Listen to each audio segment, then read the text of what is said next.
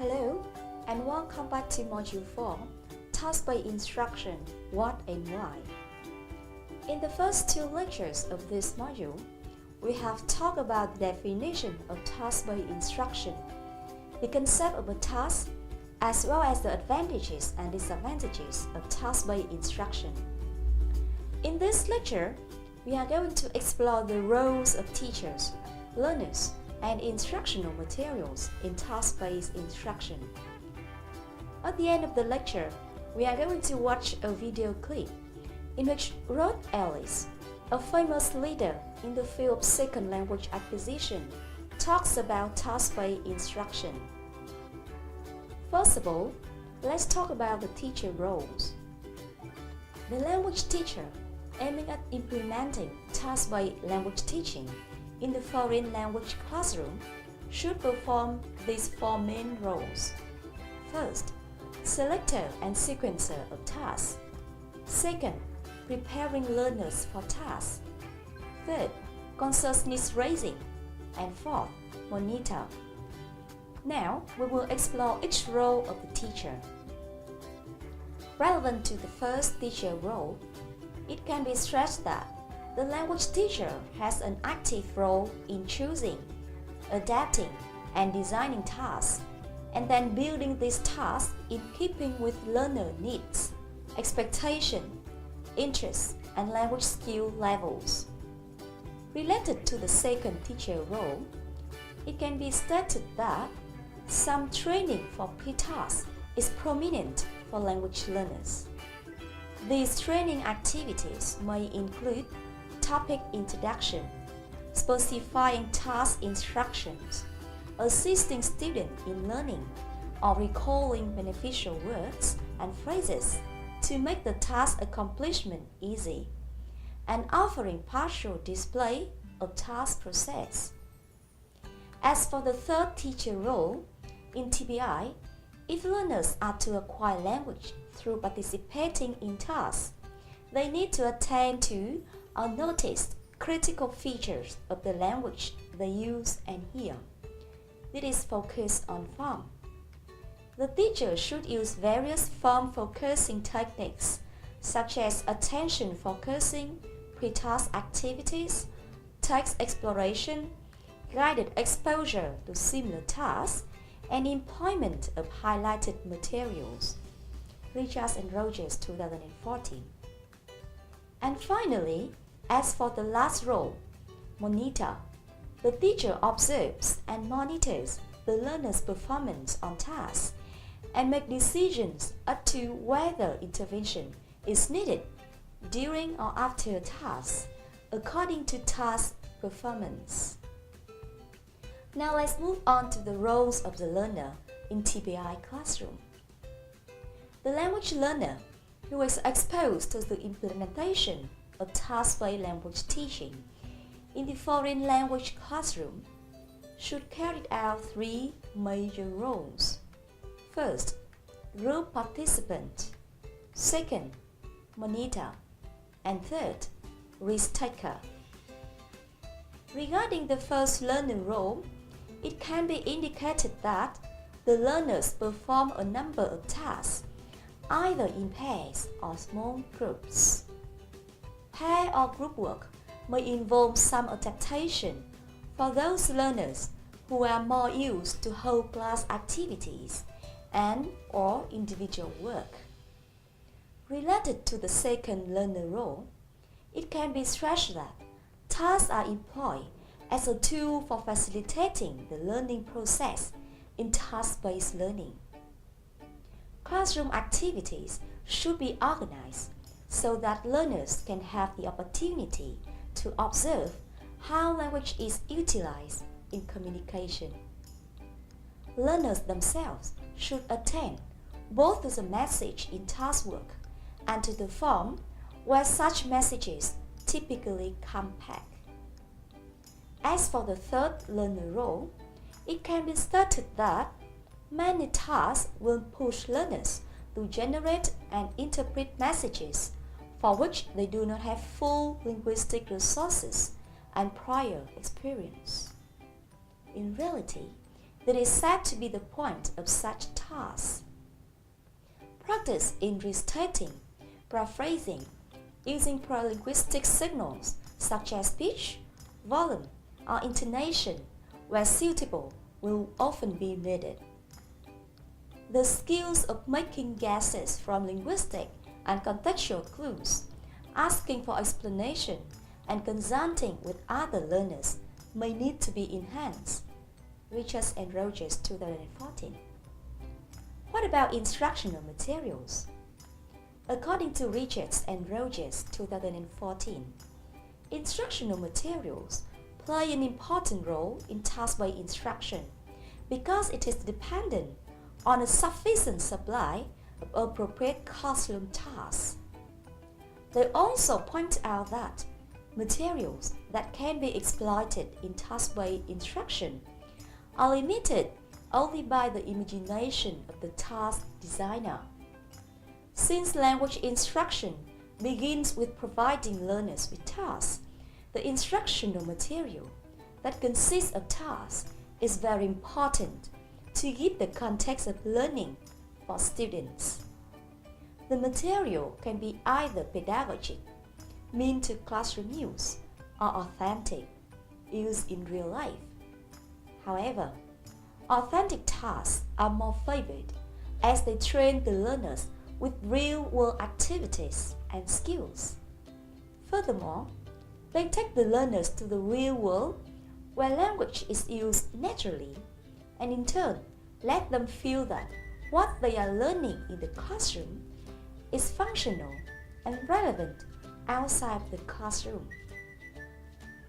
Richards and Rogers, 2014, gives some examples of authentic materials such as newspapers, television, and the internet.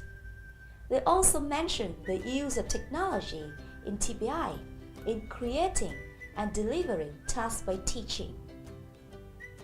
That's all about the roles of teachers, learners, and materials in task-based instruction.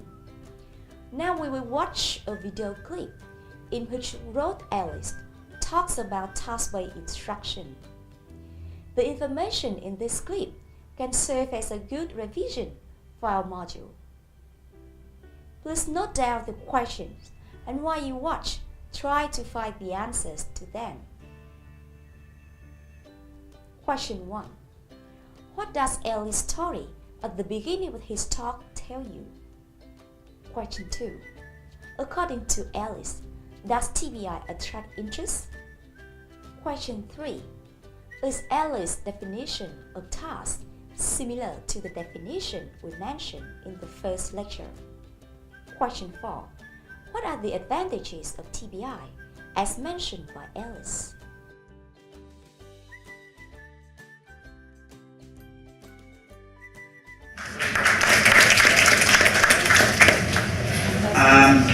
As you see, I'm going to talk about introducing task-based language teaching. But I'd like to begin with a little story, a little anecdote about my own experience as a teacher. This goes back, my goodness, this goes back nearly 30 years when I was working in Africa. I was working in Zambia, and I was an English teacher in a bush secondary school. And I was teaching a grammar lesson, and I was trying to deal with a particular error that my students were making. They were overusing the present continuous tense. So they were saying things like, I am having a headache, instead of I have a headache. So these were the days when one used to do lots of drilling. And I designed a very good drill and put the students through this excellent drill. And they all were able to correct themselves and to use the present simple tense. I have a headache rather than I am having a headache. So I thought this is a great success, and I gave them a written exercise to do. And I noticed that at the back of the room there was this boy sitting who was not doing any writing. So I went up to him and I said, why aren't you doing the written exercise? And he said, I am not having my exercise book.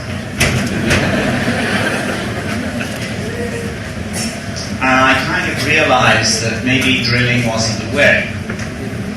And actually that particular episode, or that experience of teaching in that school, got me interested in how people learn languages, because there seemed to be a gap between how I was teaching and how these students were learning, or perhaps not learning.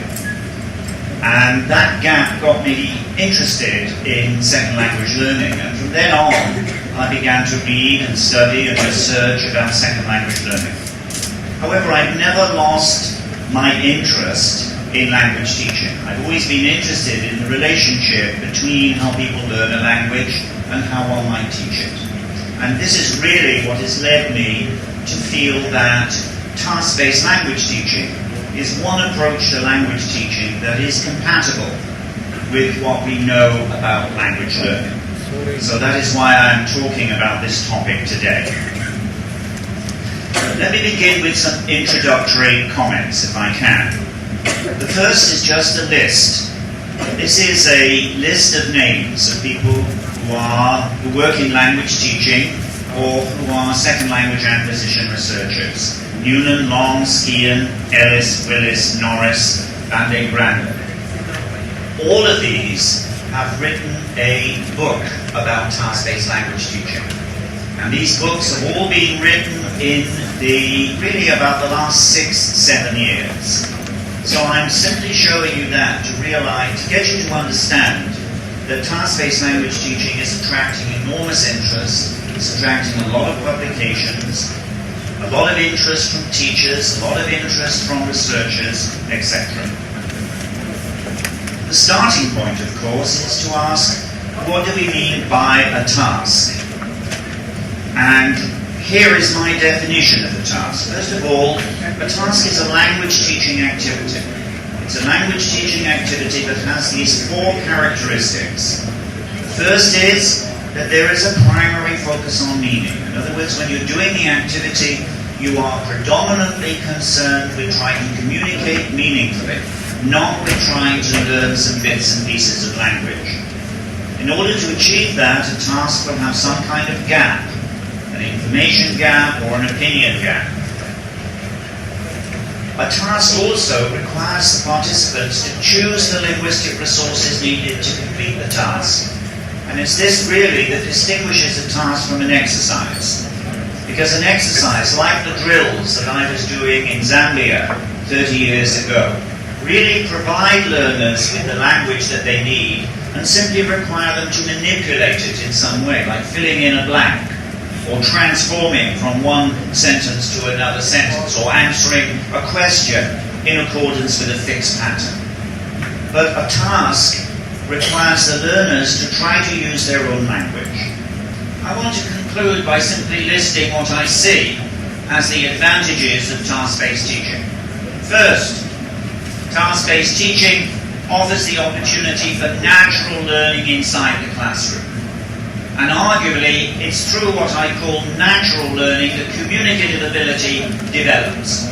Why do you have to spend a lot of money going to Australia or United States or New Zealand to live in a native-speaking environment if in fact you can create a true native-speaking environment inside the classroom, a natural learning environment inside the classroom?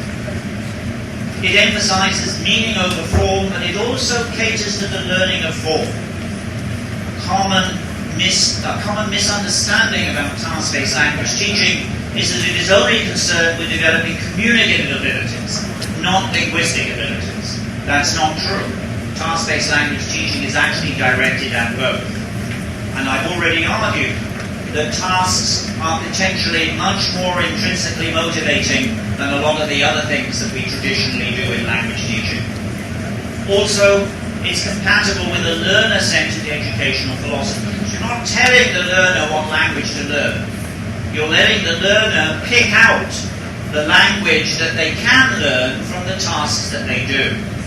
And finally, I wouldn't want to suggest that we need to make a switch from traditional language teaching to task-based teaching. I wouldn't want to argue that we are into moving from one to another. It's perfectly possible, in fact, to have a combination of the two, to have some task-based language lessons and also to have some more traditional approaches. It might be argued, of course, that task-based language teaching is one of these Western ideas that is being foisted on Asia. This is an argument that I have heard made. And the argument goes that one needs to find a method that works in the particular national instructional context. So task-based language teaching might work in the West, but it's not going to work in Korea, maybe not work in the Philippines, etc., because the instructional contexts are not suitable for them. Fine. But it depends on your purpose. If you want to develop communicative abilities in your students, if you want the students to be able to communicate in English and not just pass formal language examinations, somewhere there's got to be something like task-based language teaching in your curriculum. Thank you very much.